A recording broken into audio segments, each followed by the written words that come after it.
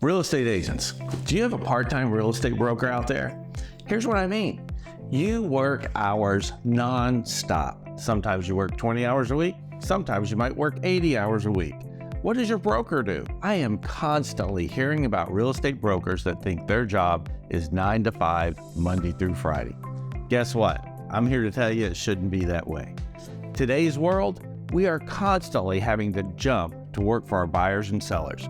This year, real estate is harder than I've ever seen it out there. I've been doing this 35 years.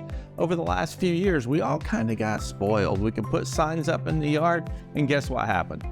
We got buyers standing in line, multiple offers. Not that that was always easy, because you had to write offers over and over for your buyers.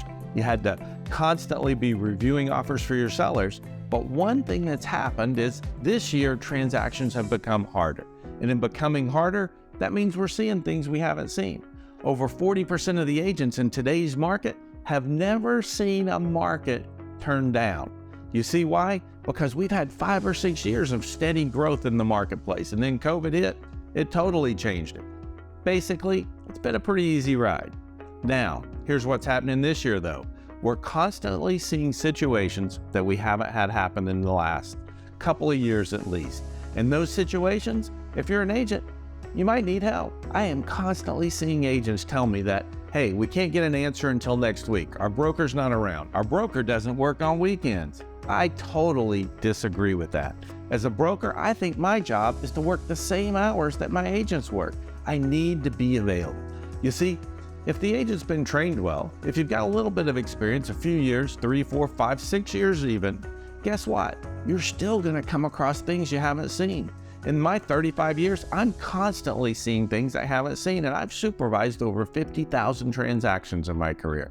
Just last week, I had to pick up the phone and call my attorney about a situation that, I might have seen it, but it probably was 10, 15 years ago. I wanted to verify how he interpreted the contract, but I needed to get involved in the transaction. So what I'm here to tell you today is part-time broker, they just don't get it.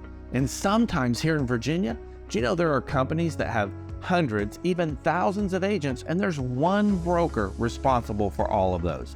The broker sits in a different area of the state, not even familiar with our contracts, our terms, our customs are different everywhere you go. I've worked in several markets in the state, and you know what? They're all very different, and the contracts are dramatically different.